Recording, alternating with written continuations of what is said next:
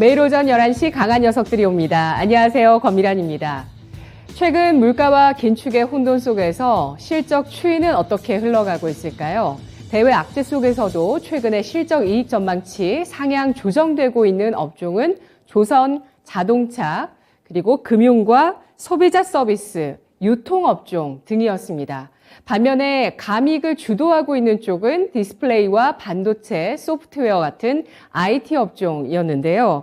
리딩 투자증권은 결국에 시장 전체의 감익의 폭은 최근 이익 전망치가 하향 조정되고 있는 IT 업종의 감익에 좌우될 것이라고 설명했습니다. 2018에서 19년도까지 이익 사이클의 하락 사이클을 겪었던 IT 업종, 당시에도 반도체 수요가 그래도 하반 경직성을 굳건하게 유지시켜 줬습니다. 두 가지 변수였는데요. 바로 글로벌 빅테크들의 데이터 센터에 대한 수요와 2차 전지, 배터리 쪽의 수요 등으로 인해서 IT 업종의 이익 사이클의 하반 경직성은 견고했습니다. 현재 PER 측면에서 반도체가 시장 전체 대비해서 크게 저평가되어 있다는 점, 현재 PER 7.5배 가리키고 있고요. 또 3년 평균을 밑돌고 있는 수준입니다.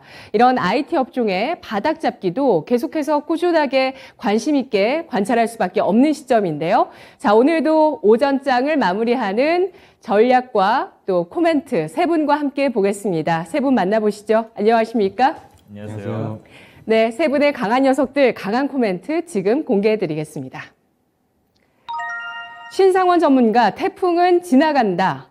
신기수 전문가, CPI 민감성 높일 때.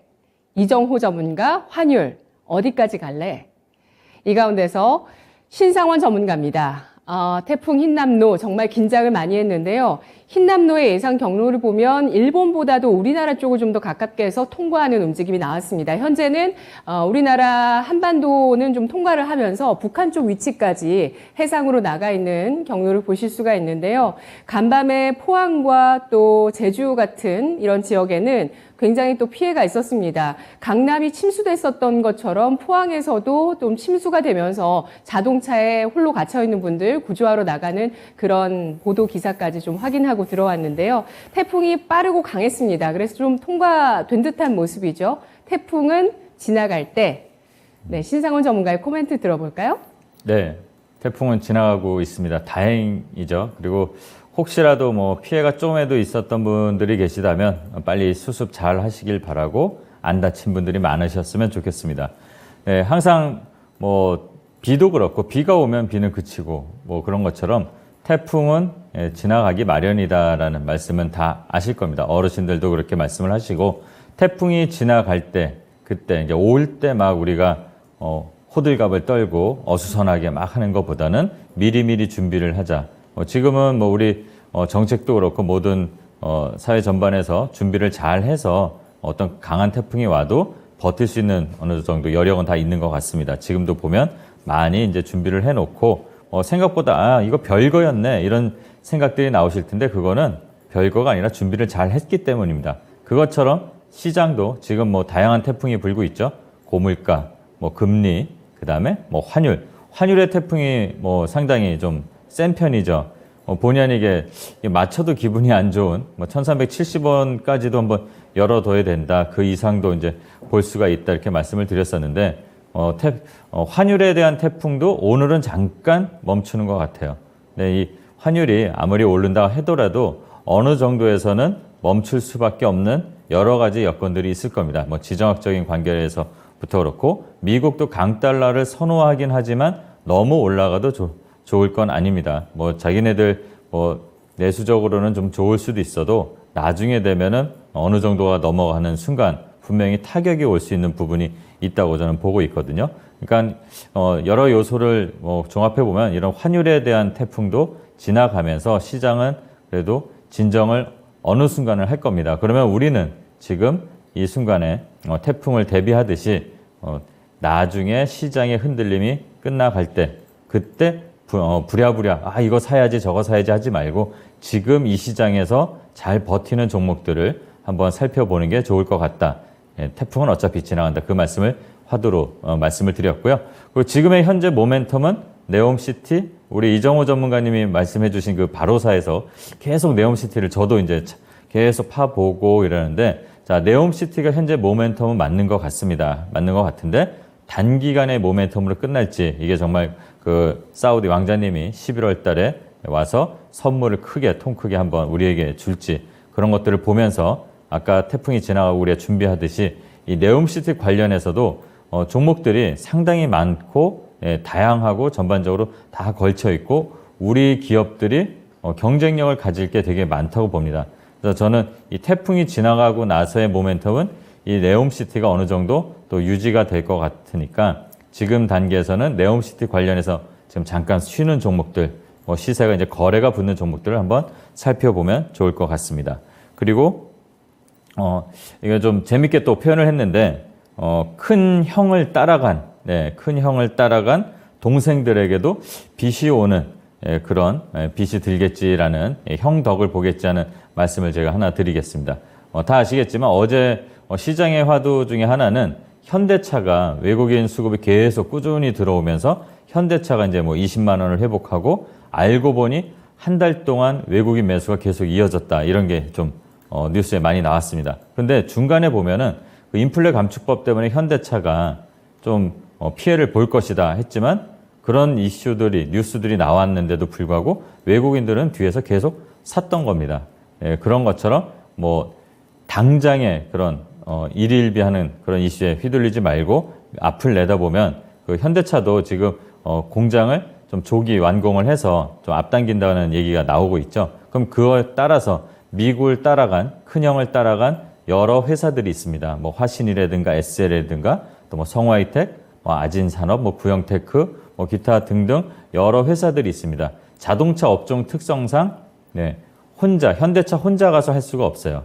따라가는 그 부품 회사들, 파트너사들이 있어야 되는데, 그런 1차 벤더에 속하는 회사들의 거래량과 함께 주가의 움직임도 한번 살펴보면 좋을 것 같습니다. 저는 그래서 화신과 SL은 지난주에 미리 반응이 어느 정도 나온 것 같습니다. 그러면서 그 뒤를 따라가는 성화이텍이라든가 아진산업, 그런 종목들도 한번 살펴보면 좋을 것 같고, 또 요 틈에 좀 밑에서부터 살살 올라오는 종목들, 이제 다시 한번 무릎을 들어볼까, 이렇게 좀 고민을 하는 그런 종목들이 저는 메타버스라고 또 보고 있습니다. 며칠 전에 메타와, 그러니까 예전에 그 페이스북이죠. 메타와 퀄컴이 뭐 협약을 맺고 이제 칩을 XR 기반의 메타버스 시대를 연다 그래서 그런 뉴스들이 좀 났는데, 그 관련돼서 뭐 자이언트 스텝이라든가 메타버스라든가 이미 선익 시스템은 한번 급등이 나왔어요. 그러면 그 뒤에 쫓아오는 XR, AR 또 인공지능까지도 관련돼서 종목들이 움직임이 나올 것을 보고 있는데, 바닥에 다 있습니다. 그런 것들도 한번 살펴보면서 태풍이 지나간다고 다행이야 이러지 마시고 우리는 준비를 해야 될 때라고 말씀드리고 싶습니다. 네, 알겠습니다. 정말 뭐 증시의 바람이 워낙 강하니까요. 태풍처럼 정말 악재들이 몰아닥치는 그런 구간들, 왔다 또 갔다 다시 오는 그런 움직임들이 계속되고 있습니다. 그 가운데서도 최근 들어서 키를 좀 키웠었던 쪽이 네옴시티 관련주라고 보실 수가 있겠고요. 그리고 현대차 관련해서도 이제 시장에서 논리가 제대로 작동하고 있습니다. 정말 위기일 때, 불안할 때 옆에서 누가 손을 꽉 잡아주면 정말 마음이 든든하잖아요. 이렇게 원화 약세 속에서 외국인이 또 사 들어와주는 원화 약세 수혜주, 자동차주 되겠습니다. 자동차주 관련해서 오늘까지도 어제까지도 오늘까지도 잘 움직이더라고요. 어제 움직였던 종목 중에서 여기 종목이 빠진 게 있어서 에코플라스틱 같은 이런 종목들도 현대차 조지아 공장 확장의 수혜 주식들, 같이 나간 자동차 부품주들 무릎 세우고 있고요. 그리고 정말 무릎을 딱 꿇었었던 그 메타버스 AI, 이제 무릎을 들기 시작했다는 점에서 메타버스까지도 시야에 놓고 지켜보자는 의견을 제시했는데요. 신상훈 전문가님, 네옴시티 관련주는 이 이벤트 말고도 연말 연초까지도 계속 관심 있게 보자고 하셨는데, 관련 수혜 섹터가 뭐 우리가 계속 나눠봤지만 여러 가지가 있잖아요. 건설건자재, 신재생 에너지, 그 가운데서 수소까지 포함이 되고 있고요. 그런 뭐 원전 이런 쪽까지 해서 쭉 좀 펼쳐놓을 수가 있는데, 어떤 쪽을 중장기적으로 계속 모멘텀 강하다고 생각하실까요? 도시가 돌아가려면 제일 중요한 게 에너지원이라고 저는 생각해요. 그러니까 이게 재밌는 표현인데 심시티 게임을 하다 보면 도시를 만드는 게임이잖아요. 그러면 발전소나 뭐 이런 것들이 꼭 필요하니까 에너지들은 꼭 필요합니다. 그러면 에너지를 갖고 변환하는 장치들이 또 있어야 되겠죠. 각 집에 뭐 이렇게 건물에 전기를 또는 에너지를 공급을 해야 되니까 그러면 그 전력 설비 그런 관련된 종목들 그리고 그 전력이 그냥 가는 게 아니잖아요. 전선주들도 또 보고 있습니다. 또 전선주는 네옴시티만이 아니라 뭐 중국이든 뭐 또 저 미국이든 미국에서도 신재생 에너지로 전환을 하려면 그냥 그 발전기만 바꾼다고 되는 게 아니거든요. 전선 다시 깔아야 되고 미국이 또 땅도 넓잖아요. 그러니까 미국만이 아니고 아마 전 세계적으로 그런 게 좀 나중에 다 변화가 될 것 같은데 그래서 전선 관련주도 저는 좀 눈여겨봐야 되지 않을까. 전선은 그냥 전기만 가는 것도 아니고 또 통신에 대한 데이터를 가져가는 제가 용어가 지금 생각이 안 나는데 광 케이블을 연결하는 그런 것도 전선에 들어가잖아요. 네. 그런 종목들도 살펴보면 되지 않을까. 되게 다양할 것 같더라고요. 네, 전선이 신재생 에너지 발전 선비가 새롭게 들어왔을 때 들어가는 측면도 있고요. 또 이런 광 케이블 같은 경우는 5G 관련해서도 수요가 있습니다. 이렇게 우리나라도 이 네옴시티 수주 제2의 중동붐을 붙잡기 위해서 인프라와 또 인프라 그리고 5G 이런 것들을 모두 패키지로 해서 수출 모멘텀을 걸겠다는 게 정부의 기조인데요. 관련해서 성공했으면 좋겠고요. 관련한 기대감들 11월 초에 있을 한사우디 정상회담 전까지 어떻게 움직일지 주목을 받고 있습니다. 그리고 그 이후까지 이벤트가 종료되어도 계속해서 실수에 대한 기대감을 받을 수 있는 쪽에 대해서 전력설비, 전선주 꼽아주셨는데요. 우리 채팅창에서는 또 지금 신상원 전문가가 말씀해 주신 전략을 이미 쓰신 분이 계시네요. 스컬스님께서 선익 시스템 하나만 어제 종가 베팅했습니다. 돈이 들어간 종목 첫 조정만 노리면 됩니다. 라고 하시면서 유프렉스, 선익시스템, 종가 베팅했었던 종목들 말씀해 주셨고요. 10원 이생강님께서 역시 강한 녀석들, 전문가님들이 예측 방향을 뚜렷하게 잡아주시니까 최고십니다. 네, 이렇게 혼돈스러운 장에서 방향을 뚜렷하게 잡아주셔서 고맙다, 좋다라는 의견도 많이 올라오고 있습니다. 전기주가 최고다, 해결사님께서 글 남겨주셨는데요. 오늘 신상원 전문가의 의견에 나머지 두 분도 동의하실지 확인해 보도록 하겠습니다. 아직은 적극적인 매수 베팅의 구간이라고 세 분 아마 오늘 말씀 안 하실 거예요. 그런데 그래도 그 와중에 남아있는 현금으로 우리가 조금씩 일명 뭐랄까요, 좀 부정적인 의미는 그 뉘앙스일지는 모르겠습니다. 깔짝깔짝 할 수 있는 조금씩 우리가 또 매매를 계속 타진하면서 시장 방향과 또 흐름을 볼 수 있을 만한 그런 섹터로 세 분이 어떤 걸 선택하실까요? 신호등을 통해서 확인해 보겠습니다. 초록불은 네옴시티 수혜주 가운데 전력설비 전선주. 오늘 매수 관점 들어가겠다라고 생각하시면 초록불 주시고요. 노란불은 현대차 관련한 자동차 부품주 보겠습니다. 조지아, 공장, 확대에 따른 수혜주, 오늘장에 매수하겠다 노란불이시고요. 마지막은 역시나 메타버스가 되겠네요. 메타버스 퀄컴과 메타의 독일 가전전시회에서의 협업 소식 주목해 주셨는데요. 이 가운데서 오늘 세 분의 의견 확인해 보겠습니다. 전선주, 자동차 부품주, 메타버스주 각각 초록, 노랑, 빨간불입니다. 세 분의 의견, 신기수 전문가가 빨간불, 이정우 전문가 초록불, 신상원 전문가까지 초록불 주셨습니다. 이정우 전문가님. 네, 네옴시티로 전선주를 했는데요. 네옴시티를 좀 살펴보면은 네옴시티 관련주 회사들이 어떻게 보면 우리나라 상장된 회사들의 거의 절반 이상이라고 저는 보고 있습니다. 왜냐면 그만큼 도시를 새로 짓는다는 의미가 제일 크다라고 보고 있어요. 그만큼 또 그거에 연관된 회사들이 많다. 지금은 뭐 건설 그리고 뭐 원전 이렇게 부각이 되지만 점차 이게 확장될수록 친환경 에너지 그리고 전선주 이런 쪽으로도 수급이 많이 갈 것 같고 특별한 걸로는 ESS 관련주들도 부각이 많이 될 거라고 저는 보고 있습니다. 네, ESS 관련주도 놓치지 말고 보자. 전선주 꼽아주시면서 함께 언급해 주셨는데요. 신재생 에너지주 랠리 펼칠 때 후발주자로 올라갔었죠. 바이든 정권 들어섰을 때도 신재생, 친환경 에너지주가 쭉 가고 나서 전선주가 후발주자로 갔었잖아요. 네, 맞습니다.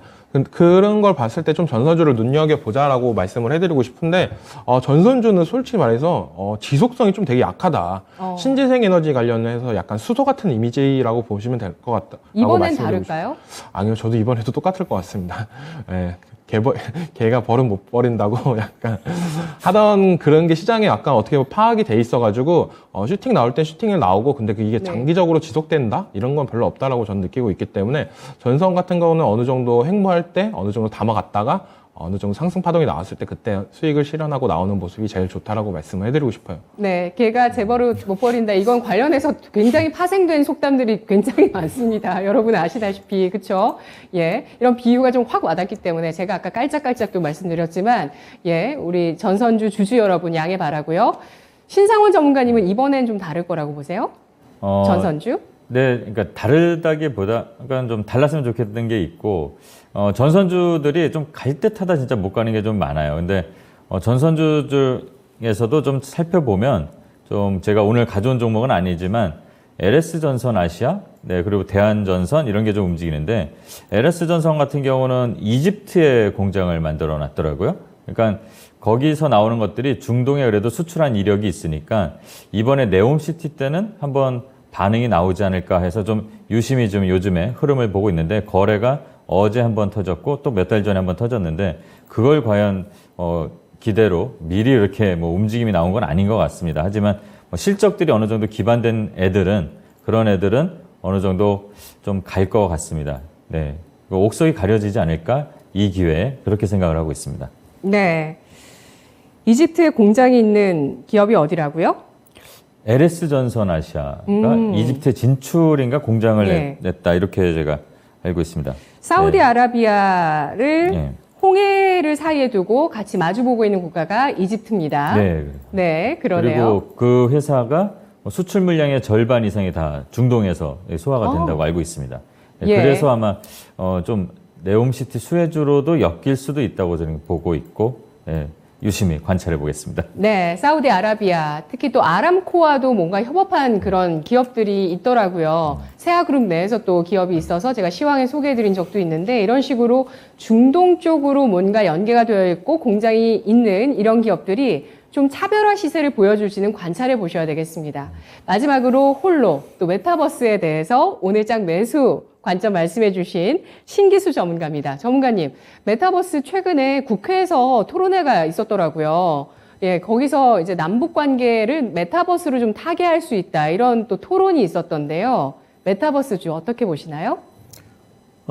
그러니까 저는 이번 주는 어떤 종목도 매수 관점이 아니고요. 네. 이번 주는 지나가서 CPI 발표 이후에 매수를 하자는 입장인데, 저는 네옴시티 관련주들도 전선주들도 괜찮게 보고 있고 자동차 부품주들도 괜찮게 보고 있습니다. 이제 단지 이제 매수 타점을 메타버스는 당장에 이제 내일 밤에 애플 아이폰 발표가 있기 때문에 그때 이제 애플 쪽에서 XR 기기 같은 것들도 뉴스가 나오게 되면은 한번 또 시세를 줄 수 있지 않을까 해서 뭐 단기로 들어가기에는 오늘 들어간다면 메타버스 들어가서 조금 올라갈 때 이제 팔 수 있겠다 싶어서 메타버스 쪽을 골랐고요.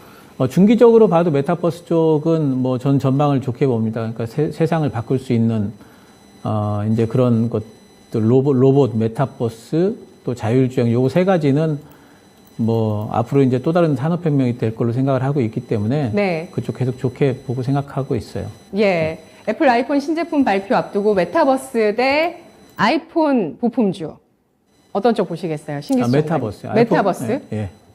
알겠습니다. 자, 이렇게 메타버스 전선주 오늘 일부 매수 관점 가능한 구간 그리고 신기수 전문가가 또 말씀해 주셨지만 신상훈 전문가도 동일합니다. 태풍이 약해서 우리가 피해가 없는 게 아니라 대비를 했기 때문에 피해를 막을 수 있었다는 점. CPI 발표 이전까지는 적극 매수는 엄금하겠다. 신기수 전문가 의견 주셨는데요. 첫 번째 코멘트였고요. 다음 코멘트입니다. 신기수 전문가의 의견입니다. CPI 민감성 높일 때 지금 장이 민감하지 못한가요? 아니 지금 장이 이제 민감하니까 예. 우리 투자자들도 민감성을 좀 높여야 되겠다 하는 이제 의미고요. 일단 어제 미국 시장이 쉬었는데 이제 선물 시장은 좀 어젯밤에 이제 마감되기로 S&P 500 선물이 어제 0.3% 정도 좀 올랐고 오늘은 좀 선물 시장이 또 많이 오르네요. 아까 보니까 이제 이미 나스닥이 0.8%까지 오르면서 우리 시장에 이제 반등이 좀 나오는데, 일단 S&P 500 입장에서 S&P 500에 2,400포인트 거기가 이제 지지가 되는지를 S&P 500이면 2,400이 아니죠, 참. 3,900이죠. 3,900포인트 네. 지지가 되는지를 좀 이제 봐야 되겠고요. 거기가 만약 깨지게 된다면은 이거는 상당히 이제 시장에 이제 충격이 한번 올 겁니다. 그리고 우리 시장 같은 경우에도 투매가 한번 더 나올 거고요. 만약 거기 깨지면 3,750까지 이제 열어놔야 되기 때문에, 근데 여기가 깨지느냐 안 깨지느냐의 이제 기로가 결국에는 뭐냐면은 CPI로 이제 보고 있습니다. 그래서 CPI를 확인을 좀 해봐야 되겠다. 그래서 지금은 이런 부분들의 시장 전체가 지금 거기에 관심을 갖고 있기 때문에 우리도 같이 동참을 좀 해야 될 필요가 있겠고, 환율이 지금 이제 우리나라 원달러 환율은 어제 이제 중국 환율 엄청나게 올라가면서 또 이제 같이 좀 올라갔던 부분이 있는데, 달러도 보면은 사실 지금 이제 달러가 상당히 좀 기로점에 와 있습니다. 달러도 전고점 돌파가 나오느냐 마느냐 이제 이런 부분들에 있거든요. 그것도 이제 CPI를 보면서 아마 이제 결정이 될 것 같은데, 일단 달러 상승세를 어느 정도 좀 제어를 해줄 만한 이벤트가 이번 주에는 이제 ECB가 있죠. 8일 날. 거기서 이제 만약에 자이언트 스텝을 하게 되면은 유로화가 조금 좀 올라갈 것 같아요. 지금 1페리어티 밑에 있거든요. 근데 이제 그렇게 되면 달러를 조금 좀 막아줄 수 있을 것 같고, 근데 뭐 달러가 더 가더라도 저는 여전히 이제 9월 달에 금리 인상 폭에 피크가 나오게 된다면은 달러도 피크를 뭐 가져갈 걸로 생각을 합니다. 그리고 중국 쪽에도 지금 외환에 대해 가지고 지불 준비율을 좀 낮춘다, 2% 정도 낮춘다는 소식이 좀 있죠. 그래서 그런 부분들이 어느 정도 좀 달러를 좀 막아주지 않을까 좀 생각을 하고 있고요. 그래서 지금 이번 달이 저는 이제 원달러 환율과 달러의 피크를 가져올 만한 그런 달로 이제 보고 있습니다. 어제 같은 경우에 이제 코스닥이 많이 하락했는데 키맞추기성으로 봐야 되겠죠. 코스피보다 좀 많이 올라갔기 때문에. 코스피 기준으로 해서는 지금 이제 이번 CPI를 기점으로 해가지고 2,460이 깨지느냐 마느냐 이제 이런 부분들이 상당히 좀 저는 이제 관심을 좀 갖고 있고, 지난번에 제가 화요일 날 지난주 화요일 날 이제 2,470 얘기를 드렸어요. 2,470이 굉장히 강하다. 그렇게 이제 말씀을 강한 녀석들에서 드렸는데, 그 다음날 2,470을 바로 뚫고 올라갔는데 결국에는 못 뚫죠. 이제 매물대 이렇게 한 번에 못 뚫습니다.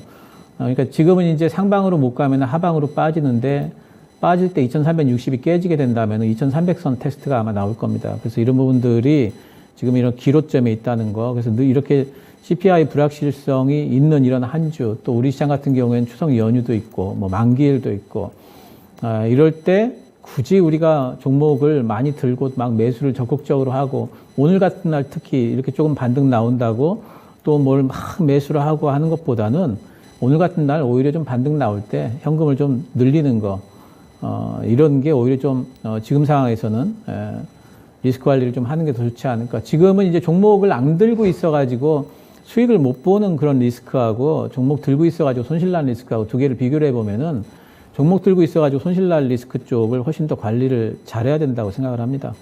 그리고 이제 시장이 CPI 발표 이후에 방향을 잡으면은 빠지면 빠지는 대로, 또 올라가면 올라가는 대로 매수가 가능할 걸로 보고 있는데, 그때 이제 올라갈 때 되면 이제 2차 전지 쪽은 여전히 제가 그 시장 주도주가 될 걸로 보고 있고요. 외국인들이 또 산다면 2차 전지 쪽을 또 사지 않을까 이렇게 생각을 하고 있습니다. 바이오 쪽은 어제 이제 많이 이제 학회 모멘텀 관련주들이, 특히 이제 유럽 종양학 관련주들이 많이 흔들렸는데, 다 루머입니다. 루머. 나온 것들 다 찌라시 돌고 이래가지고, 그러니까 이 바이오 쪽 투자를 하시려면은 그 종목에 대해서 공부를 많이 하셔야 되겠죠. 탄탄한 종목인지를 잘 보셔야 되겠고, 그래서 그런 부분, 어쨌든 임상 모멘텀, 학회 모멘텀 계속해가지고 작동을 지금 하고 있고요. 반도체 쪽도 이제 뭐 바닥은 잡는 듯한 느낌이 있고, SK하이닉스 쪽으로는 외국인들 매수가 계속 들어오더라고요. 그래서 외국인들도 반도체 쪽을 저가 매수를 하는구나 이런 생각을 좀 하고 있고요.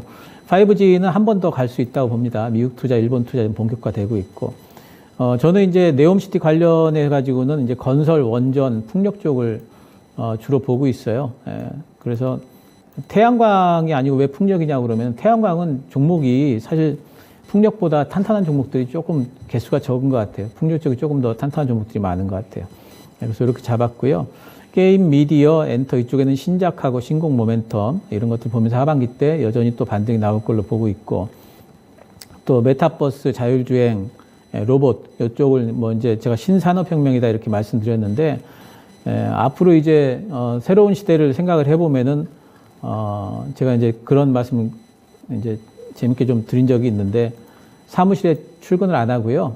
자동차 타고 자동차가 나 어디 좋은 외곽으로 돌아다니면서 그리고 나는 메타버스로 직원들 만나가지고 동료들 만나서 일하고 실제 어떤 작업 결과물 내는 거는 사무실에 있는 로봇이 해주고 뭐 그런 시대가 올 거다 말씀을 드렸는데 그게 아마 저는 네. 꿈이 아닐 거라고 생각을 합니다. 그래서 그런 부분들 중기적으로도 뭐 괜찮은 모멘텀이다 보고 있습니다. 네, 신기수 전문가님 10년 후에는 그렇게 일할 수 있나요? 10년 후요? 네, 그렇게 되기를 바랍니다. 상상력이 굉장히 좋으세요. 거기까지 생각 못 해봤는데 말씀해 주시니까 다시 한번 생각을 해보게 되네요. 나 대신 의사결정 내리고 일할 수 있는 사무실에 묶여있는 아바타 같은 로봇이 있고 제가 밖에서 일을 하는 너무 멋진데요. 자, 오늘 장은 이렇게 또 윗꼬리를 길게 답니다. 시장의 경계감이 윗꼬리를 통해서 확인이 되고 있고요. 양대 지수도 윗꼬리를 길게 달고 있고 또 오늘 고점 경신하는 쪽은 방산과 태양광 쪽이죠. 그러면서 이런 종목들도 역시나 또 차익 실현 매물을 소화해 나가고 있습니다. 오늘 11시 구간도 어제 11시 구간과 마찬가지로 약간 변동성의 기미가 지금 좀 보이는데요. 일단 코스피가 소폭의 하락 반전이 됐고요. 그리고 환율을 보시면 또 환율도 낙폭을 거의 다 줄이면서 1370원 선에 다시 한번 도달하며 소폭의 하락을 기록하고 있는 모습 나타내고 있습니다. CPI, 8월 CPI 어떻게 발표가 나올까요? 전망치를 제가 지금 좀 체크를 해봤는데요. 8.2% 맞나요? 신기수 전문가님? 예, 저도 그렇게 기억하고 있습니다. 예, 제가 지금 막 찾아봤는데 잘 안 나오거든요. 근데 지금 끝에 지금 겨우 찾은 게 8.2% 전망이라는 내용이 좀 나오고 있는데 8월 CPI 지표 발표 13일 주목해 보시죠. 일단 8.2% 전망치라고 체크를 해 두시고요. 그리고 22회 통화정책회의가 예정되어 있습니다. 앞서서 8월에 유로존 CPI가 역대 최대 9% 돌파, 9.1%가 나왔는데요. 따라서 22회에서 자이언트 스텝을 할 수 있다는 전망, 75bp까지 전망치가 나오고 있습니다. 이렇게 된다면 8월에 22 통화정책회의를 기점으로 다시 한번 달러화가 좀 더 둔화될지 여부 지켜봐야 될 것 같습니다. 관심 업종 쭉 말씀을 해주셨고요. 이 가운데서 바이오주, 학회 모멘텀 계속 작동한다라고 말씀해 주셨는데 참고로 신기수 전문가가 보고 있는 학회 모멘텀 10월에 유럽 종양 학회 있고요. 11월에 면역 항암 학회 예정되어 있습니다. 자, 이 가운데서 오늘 어떤 쪽에 한번 또 의견을 확인해 볼까요? 일단은 현금 비중 확보, 장 초반의 상승으로 현금을 더 확보하는 전략. CPI 발표 전까지는 계속 가져가야 된다라고 언급을 해주셨는데요. 자, 그렇다면 성장주에 대해서 확인해 보도록 하겠습니다. 지금 관심 있게 보고 있는 성장주, 게임, 미디어, 엔터, 로봇, 자율주행, 메타버스 이렇게 6가지 언급을 해주셨는데요. 게임, 미디어, 엔터를 메타버스에 묶어버리겠습니다. 그러면서 로봇, 자율주행, 메타버스 이 3가지 섹터에 대해서 의견 확인해 보겠습니다. 매수 관점 가져도 되는 쪽은 어느 쪽일까요? 바이오 로봇주의 변동성 어제장 확인했는데요. 초록불은 로봇, 노란불은 자율주행, 빨간불은 메타버스입니다. 메타버스에 게임, 미디어, 엔터 다 엮어버리고요. 이렇게 되면은 신성장 동력의 산업을 보고 있는 신기수 전문가가 의견을 주신 섹터가 모두 모입니다. 세 분의 의견인데요. 신상원 전문가가 메타버스, 이정호 전문가, 신기수 전문가는 자율주행 꼽아주셨네요. 저 로봇이요. 로봇이 무슨 색이죠? 노란불이 섞여 있습니다. 아, 네. 초록. 아닌데? 초록색이 로봇이에요? 예. 네. 초록 로봇. 신기수 전문가님, 로봇이시죠? 메타버스입니다. 아, 메타버스. 네. 그리고 로봇은 이정호 전문가만이 로봇주를 봐야 된다는 의견이신데요. 이정호 전문가님. 메타버스도 물론 좋다고 보고 있어요. 왜냐하면 네옴시티에서도 뭐 엔터 관련해가지고 막 이렇게 약간 분위기가 있다라고 생각을 하고, 어떻게 보면 미래 신도시를 완성을 하려고 한다라면 사우디에서도 메타버스 관련해가지고 어느 정도 그런 부분을 넣지 않을까라고 생각을 하지만, 네. 로봇도 지속적으로 어떻게 본다면 8월 달에 약간 이슈가 조금 불다가 8월 말 갈수록 어떻게 본다면 조정 구간이 되게 세게 들어왔다라고 보고 있어요. 이 조정 구간이 이제 끝나고 이제 점차 올라갈 일만 남았다라고 보고 있기 때문에 로봇 관련주들을 좀 유심히 볼 편인데, 이것도 어떻게 보면 지금 바로 들어가는 것보다는 CPI 발표 이후로 네. 들어가는 게 더 낫다라고 말씀을 해드리고 싶습니다. 대장주는 어떤 종목 지금 보시죠? 차트상으로는 UL 로보틱스가 제일 좋고요. 그 다음에 뭐 보는 거는 휴림 로봇, 이렇게 두 종목 정도 보고 있습니다. 네, UL 로보틱스, 휴림 로봇 두 가지 종목 보면서 로봇주 향방 보시고요. 메타버스 네옴시티 쪽으로 엮어주시면서 로봇주 말씀해 주셨던 이정우 전문가님, 네, 신상훈 전문가님 의견 들어볼까요? 네, 저는 앞으로의 산업에서 볼 때도 이제 메타버스 이쪽에 이제 제가 처음 출연했을 때도 말씀드렸지만 로봇과 자율주행도 저는 메타버스로 다 들어올 거라고 보고 있거든요. 그리고 특히 지금 메타버스가 중요한 시점이 된 거는 개인적으로 볼 때는 작년에 메타버스 붐이 좀 이르면서 막 주가가 올라가고 그랬지만 실체가 나왔던 거는 별로 없었어요. 실적이 나온 것들은. 근데 지금 이제 메이저들, 이제 메타에서도, 그러니까 페이스북에서 이름 바뀐 메타에서도 XR이라는 걸 이제 본격적으로 한다. 애플도 네. 마찬가지고. 근데 XR이라는 게 뭐 잘 아시겠지만 익스텐디드 확장형이잖아요.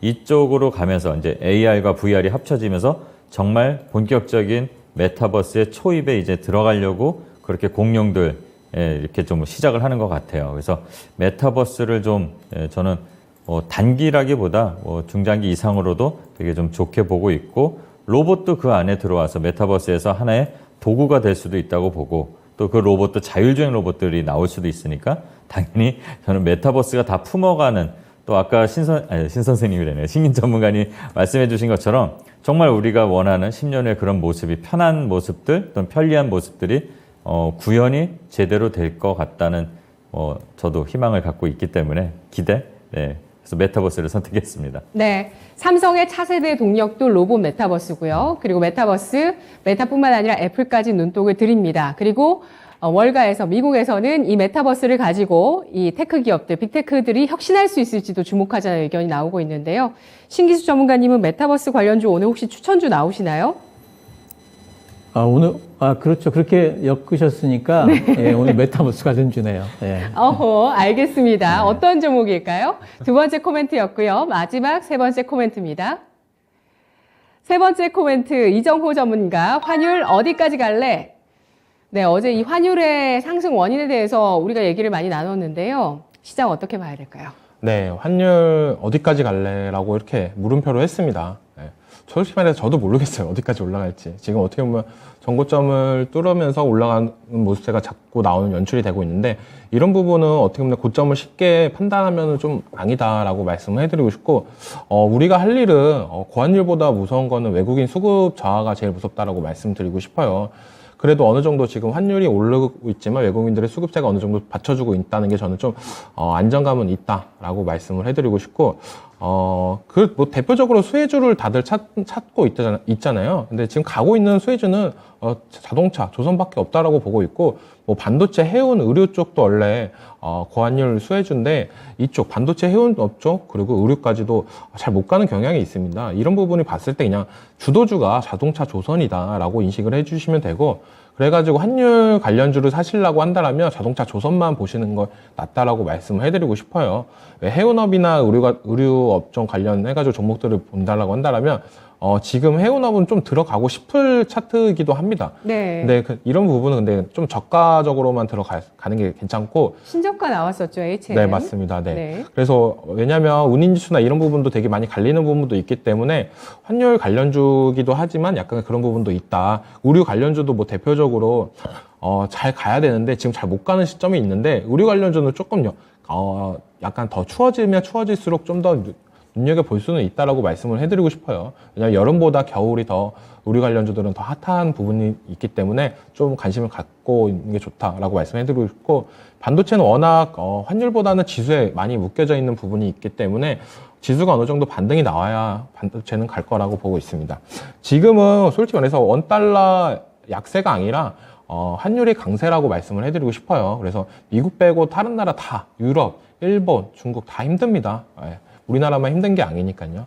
이런 부분이 있기 때문에 전체적으로 미국 빼고는 다 힘들다. 그래서 미국 관련, 미국 수혜주를 찾아서 그거에 투자하는 게 제일 낫다라고 말씀을 해드리고 싶습니다. 네, 그 힘듦의 끝은 결국에 제조업의 역량으로서 딛고 일어서는 이런 시나리오들을 예상을 합니다. 그런 가운데 우리나라 자동차 조선 실적 전망치 상향 조정되고 있는 섹터이기도 하고요. 그리고 수주라든지 판매 실적에서 긍정적인 내용들이 나와주고 있는 섹터인데요. 이들이 대장주다라는 의견 동의하시면 초록불, 동의하지 않으시면 빨간불 주시기 바랍니다. 이정우 전문가님, 환율에 대해서 조금만 더 질문 드릴게요. 어제 또 중국에서 금리 인하를 했었고 중국의 경기 둔화라든지 또 유럽 쪽의 이런 에너지 위기로 인한 유럽의 경제 체력 저하 그리고 강달러 이 밖에도 뭐 무역 적자라든지 이런 것들이 환율 상승을 이끌고 있는데요. 더 올라갈까요? 지금 시장 부담 크게 안 주고 있는 건가요? 올라간다라고 생각을 하고 투자를 하시는 게 더 낫다라고 말씀을 해드리고 싶어요. 이제 환율이 고점을 찍었으니까 적극적으로 매수를 해야 되겠다. 예. 이런 생각보다는 네네. 환율은 더 올라갈 수도 있을 거라고 저는 보고 있고 아직 어려운 거비가 우리 장에도 남아 있다고 보고 대응을 할까요? 이거는 지금 가격적인 것보다는 시간적인 부분이 더 필요하다라고 말씀을 해드리고 싶어요. 네. 지금은 가격적인 부분은 돌파를 했기 때문에 어느 정도 더 올라갈 수도 있다라고 보고 있고 지금 중간 선거가 제일 크다라고 보고 있고 이번에 금리 인상이 몇 프로 하는지 이게 좀 관전 포인트다. 이 두 가지 때문에 이 두 가지가 끝나야 이제 그때부터는 이제 환율이 어느 정도 안정화가 되지 않을까라고 생각을 하고 있습니다. 네, 외국인은 9월의 첫날부터 우리 장에 대해서 관망세로 접어들었습니다. 이 가운데서 시장의 주도주 자동차 조선이라는 의견에 대해 모두 동의해 주셨는데요. 신기수 전문가님, 초록불 주셨죠? 네. 근데 제가 질문이 너무 빨리 지나가서 어떻게 보시는지 자동차 조선주에 대해서 어떻게 생각하시는지 한마디만 코멘트 부탁드립니다. 예, 자동차 조선주 뭐 제가 상반기 때 계속 말씀을 드렸고 조선주는 더 갈 룸이 있다 보이고요. 예. 자동차는 이제 대형주보다는 이제 부품주 쪽으로 관심을 가질 때다 보고 있습니다. 조선 최선호주 어떤 쪽일까요?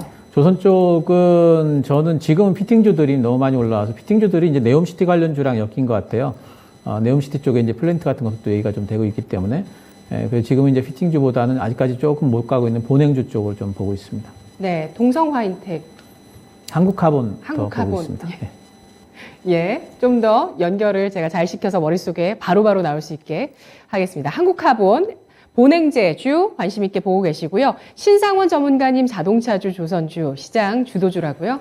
예, 환율이 이렇게 계속 고환율을 유지를 하게 되면 일단 먼저 이제 조선주가 움직인 거가 있기 때문에 조선주는 지금은 좀 조정 구간인 것 같고 자동차주를 저는 보기 네. 때문에 그 초록불을 눌렀거든요. 예. 그래서 환율도 또 조금 더 상방을 열어야 되지 않을까 이런 면도 있고 그다음에 현대차가 일단은 좀 속도를 내기 시작을 했기 때문에 공장도 착공도 완공도 앞당기고 그래서 자동차주들 그리고 신 전문가님 말씀하신 것처럼 부품주를 같이 보고 있습니다. 왜냐하면 현대차 아까 제가 서두에서 말씀드린 것처럼 현대차 혼자 가는 게 아닙니다. 다 보상을 어느 정도 해주거든요. 우리 따라 미국까지 왔는데 너도 고생했다 이러면서 어느 정도 이제 캐퍼가 다 보장이 돼 있는 거기 때문에 다 함께 같이 봐야 될 것 같습니다.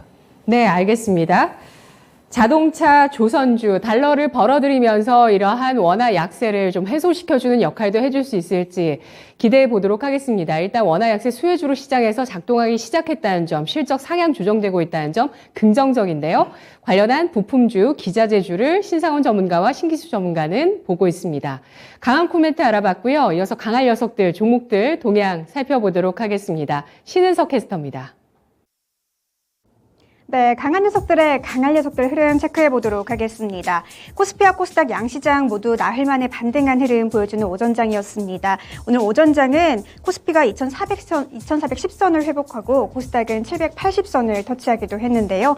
오늘 일명 태조 이방원 종목들과 메타버스 관련주들 그리고 5G 관련 종목들이 좋은 흐름 보이는 모습입니다. 특히 유럽의 전력난 속에 이 태양광 수요 확대가 기대되면서 S에너지를 비롯한 태양광 관련주들이 좋은 흐름 보이고 있고요. 있는데요. 이 선익 시스템을 비롯한 메타버스 관련주들, 그리고 이정우 전문가의 추천주죠. RFHIC를 비롯한 5G 관련 종목들 좋은 흐름 보이는 모습입니다.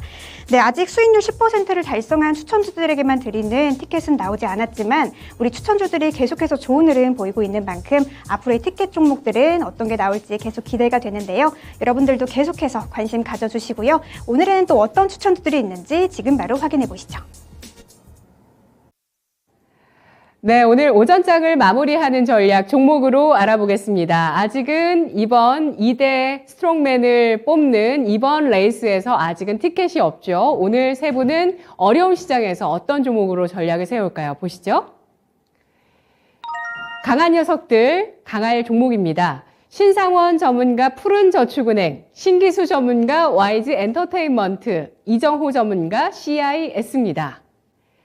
신기수 전문가의 종목, 엔터주, YG엔터테인먼트, 메타버스로 제가 아까 엮었더니 그런 관련주 맞습니다 라고 하셨는데요. YG엔터테인먼트의 블랙핑크가 16일 2집을 출시하는 컴백을 앞두고 있습니다. 투자 포인트 알아보죠. 예, 뭐 방금 말씀하신 게 이제 제일 큰 단기 투자 포인트고요. 블랙핑크 핑크베놈 뮤직비디오가 이제 지금 오늘 아침에 제가 봤더니 2억 5천만 뷰가 넘었어요. 지금쯤에는 아마 이제 2억 6천만 넘어갔을 것 같은데, 지금 이제 8월 19일 날 공개를 했었으니까 상당히 이제 엄청난 거고, 9월 16일 날 이제 본 핑크라는 이제 2집 앨범 나오는데요. 벌써 선주문이 200만 장 이상이 확인된 게 이렇고요. 아마 300만 장 이상은 분명히 팔릴 것 같고, 이렇게 되면 이제 국내 여성 아티스트들 중에서는 최고 기록입니다. 걸그룹 중에는 최대 규모의 이제 콘서트 투어 예정돼 있어요. 10월부터 내년 6월까지 19개국, 글로벌 26개 도시, 36회 공연. 아마 거의 다 매진될 걸로 지금 이제 거의 다가 아니라 거의 확정적으로 매진될 걸로 생각을 하고 있고요. 그래서 여기서 나오는 매출이 엄청나게 늘어갈 거는 틀림없고, 그리고 이제 블랙핑크 중요한 거는 뭐냐면 이제 나올 매출도 중요하지만 블랙핑크의 어떤 그 인지도라든가 이제 브랜드 가치 자체가 이제 이 회사 전체의 어떤 그 멀티플을 좀 끌어올리는 효과를 분명히 좀 가져올 수 있을 거다 이렇게 생각을 하고 있습니다. 이 후속도 중요한데 이제 트레저 그룹이 11월, 12월 달에 일본 아레나 투어 예정돼 있거든요. 근데 이제 10월 정도에 아마 새로운 앨범을 낼 걸로 다 지금 거의 예상을 하고 있고요. 전석 벌써 매진이 됐고, 여기가 데뷔 2년 차입니다. 지금 2년 차라서 팬덤 확장세가 굉장히 가파릅니다. 여기도 또 기대해 볼 만하고, 내년도에 이제 베이비몬스터 가칭입니다. 새로운 이제 걸그룹, 데뷔할 걸로 지금 예상을 하고 있어서 새로운 또 성장 동력이 되지 않을까 생각합니다. 올해 매출, 작년 대비해서 12%, 영업이익 13% 정도 잘 나올 걸로 예상을 하고 있고, 내년도에는 올해 영업이익 550에 비해서 800억 원 지금 전망인데, 사실 요거 좀 보수적으로 잡은 거고요. 지금 이제 공연이 개시가 됐기 때문에 어쩌면은 YG 엔터테인먼트 내년도 영업이익 1000억 될 수도 있어요. 예, 그 내년도까지도 계속해가지고 주가가 움직일 수 있는 종목이다 이렇게 생각을 하고 있고, 매수가는 아까 방송 중에 57,000원 밑에 있었는데 지금 살짝 올라와 버렸네요. 아마 이제 방송 때문에 그런 것 같아요. 지금 현재가로 할까요? 매수가는 현재가로 하고요. 그리고 목표가는 일단 68,000원 1차적으로 잡도록 하겠습니다. 그리고 손절가는 요번에 나왔던 저점 부분이죠. 저점 부분이 아니라 61시선 부분이죠. 52,000원 손절가 잡도록 하겠습니다. 네, 블랙핑크가 어떻게 글로벌 팬덤 가져간지 아세요? 미국의 최대 야외 음악 축제 코첼라에서 블랙핑크가 엄청나게 첫 무대를 처음 딱 보여줬는데 너무너무 잘했습니다. 그러면서 지금 저스틴 비버보다 유튜브의 구독자 수가 더 많습니다. 8천만을 넘어섰습니다. 8,010만 구독자를 기록하고 있는 글로벌 여자 아이돌 그룹으로 성장하고 명품 브랜드의 앰베서더로 활동하는 블랙핑크. 네, 뿐만 아니라 여러 가지 모멘텀들이 실적 성장을 일으킬 수 있는 기반이 되고 있습니다. YG 엔터테인먼트 매수가 현재가 제시해 주셨고요. 목표가는 68,000원, 손절가는 52,000원. 네, 제 최애 여자 아이돌 그룹이라서 이런 말씀 드리는 건 아닙니다. 최고라서 말씀드리는 겁니다. 자, 그 다음은 두 번째 종목 보도록 하겠습니다. 신상원 전문가의 은행주를 보도록 할게요. 푸른저축은행. 이 종목은 또 끼가 있지 않습니까? 네, 끼가 있는 블랙핑크처럼 끼가 있는. 네, 글로벌 이제 긴축 정책 때문에 지금 뭐 금리 다 인상된다는 건 다 아시고 계시는 거고, 이전에 제가 고려 신용 정보를 한번 말씀드린 적이 있어요. 뭐 이 금리가 올라가면 당연히 이익이 올라가는 회사들이 있습니다.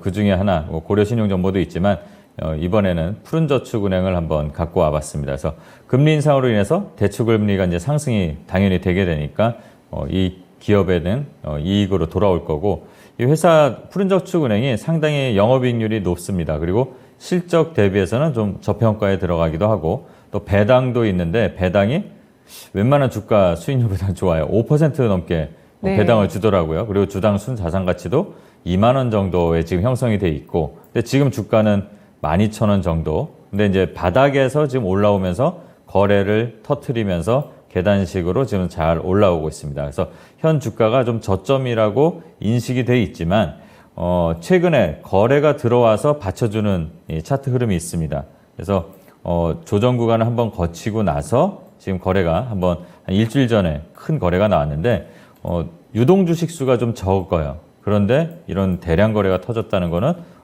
반응이 이제 나오는 건가라고 볼 수가 있습니다. 그래서 네. 기술적으로 봐도 지금 충분히 진입할 수 있는 구간이라고 보고 있고, 마침 또 유럽도 긴축으로 가게 되면 같이 또 영향이 나올 수 있습니다. 이 종목을 볼 때는 일전에 말씀드린 고려신용정보나 제주은행 세 종목을 한번 같이 보셔도 좋을 것 같습니다. 같이 반응을 하더라고요. 그래서 전략을 말씀드리자면 현재가 지금 12,300원에 왔다 갔다 하는데 12,300원 아래에서 12,300원을 넘지 않고 충분히 진입할 수 있고요. 그리고 한 1,900원 정도를 손절가로 잡고 목표가는 15,000원 정도 보면서 대응해 나가면 될 것 같습니다. 네, 알겠습니다. 전 세계가 물가와의 전쟁을 펼치고 있습니다. 아직 승리하지 못했고요. 따라서 계속해서 긴축에 대한 움직임들 더 가속화되면서 시장 조정을 받고 있죠. 한 차례 급등한 이후에 잘 버텨주고 있는 푸른저축은행, 내용적으로 봤을 때도 마진이라든지 또 밸류에이션, 배당 매력 등등을 봤을 때 괜찮은 종목이라고 판단을 하고 있는 신상원 전문가의 푸른저축은행입니다. 자이언트 스텝 앞두고 매수가 현재가 제시를 하고 있고요. 목표가는 15,000원, 손절가는 1,900원을 제시했습니다. 마지막으로 오늘 이정호 전문가는 2차 전지 관련주 가지고 와주셨는데요. CIS 투자 포인트 알아볼게요. 네, 다들 아는 종목이라고 생각을 해요. 네, 전고체 관련해가지고, 전고체 관련주인데, 전극 제조 관련 장비도 제작을 하고 있습니다. 2차 전지 관련해가지고. 그리고 삼성 SDI와 전고체 배터리를 개발 연구를 하고 있어가지고 시장에서는 이렇게 알고 있는데, 삼성 SDI랑만 거래를 하는 게 아니라 LG 에너지 솔루션, 그리고 국내 기업들 이렇게 다 하고 있고요. 지금 근데 차트로 봤을 때 저는 되게 매력적인 구간에 왔다라고 생각을 해서 갖고 왔습니다. 이 종목 같은 경우에 되게 박스권에서 되게 횡보를 많이 했다라고 저는 느껴요. 많이 했다고 느끼는데 지금 이제는 다시 박스권 하단 부분에 내려왔다. 그래가지고 지금 정도면 매수를 해도 괜찮지 않을까라고 저는 말씀을 해드리고 싶고, 이번 한번 올라갈 때 좀 생각보다 거래량이 안 나왔습니다. 이번 고점에서 거래량이 안 나왔던 모습대가 있는데, 그러고 나서 하락할 때도 거래량도 없고, 그리고 좀 중요한 게 요즘 공매도 관련해가지고 물량이 많이 줄고 있다라는 이슈도 있고, 최대주주 지분 매각설도 있는데, 이건 아직까지 뭐 확정된 이슈가 아니기 때문에 약간 주가에 그래도 어느 정도 혼풍은 불지 않을까라고 생각을 해가지고 갖고 온 종목이고, 이 전고체 관련해가지고는 누구나 다 알다시피 꿈의 배터리입니다. 이것만 상용화 된다면 세계 2차 전지 시장에서 선점이나 이런 부분이 더 될 수도 있다라고 저는 보고 있고, 약간 다른 2차 전지보다 기대감은 높지만 실적이나 이런 부분은 더 약하다라고 말씀을 해드리고 싶고, 진입가는 지금 가격대는 무난하다라고 생각을 하고, 손절가는 12,000원 부분, 그리고 목표가는 16,000원 부분을 잡고 대응하시면은 어느 정도 괜찮지 않을까. 이 종목이 그래도 조금 오래 걸리더라도 좀 탄탄하다라고 저는 느껴요. 근데 들어가는 타이밍만 괜찮다라고 한다라면 탄탄하고 느끼는데, 지금 가격대라고 한다면 충분히 여유가 있지 않나라고 생각이 들고 있습니다. 네, CIS 일봉으로 보시면 최근에 하락이 좀 불안하실 수도 있는데 월봉으로 보시면 지지력이 있는 구간까지 좀 내려와 있는 모습을 보여줍니다. 여기에서 지지를 잘 해줘야 될 것 같고요. 지지할 수 있다는 쪽의 의견을 또 힘을 실어주시네요. CIS. 전지, 2차 전지 전극 장비, 그리고 전고체 배터리를 삼성 SDI와 함께 공동 개발하고 있는 모멘텀을 안고 있습니다. 매수가는 현재가, 목표가는 16,000원, 손절가는 12,000원 선 설정했습니다. 오늘도 공개방송 일정 예정되어 있는데요. 신상원 전문가님. 네, 오늘도 4시 반에 매일매일 시장이 아무리 힘들어도 아까 말씀드린 것처럼 태풍이 지나갔을 때 지나간 후에 후회하지 마시고 미리미리 준비하는 오늘 볼만한 차트들 그리고 투자 전략들 같이 한번 공부해 보도록 하겠습니다. 네, 알겠습니다. 신상원 전문가의 공개방송 일정 4시 반이고요. 어려운 시장에서 또 전략의 포인트를 찾을 수 있는 시간이 되셨으면 좋겠습니다. 신상원 전문가와 함께하는 투자 여행도 계속 공개방송으로 즐겨주세요. 오늘도 세 분의 강한 녀석들이었습니다. 고맙습니다. 지금까지 투자 판단에 도움드릴 수 있는 내용들 확인해봤습니다. 다만 주가의 상승과 하락을 보장하지 않는다는 점 유의하시면서 투자하십시오. 태풍이 지나가면 시장은 어떨까요? 지금 태풍 소식을 많이 시청자분들이 공유해 주셨는데요. 비 때문에 오늘 거의 다, 옷이 다 젖어서 출근했다는 분도 계시고요. 또 날씨가 맑고 시원해져서 좋습니다라는 분도 계시는데요. 우리 주식시장도 그랬으면 좋겠습니다. 오전장은 여기까지입니다. 고맙습니다.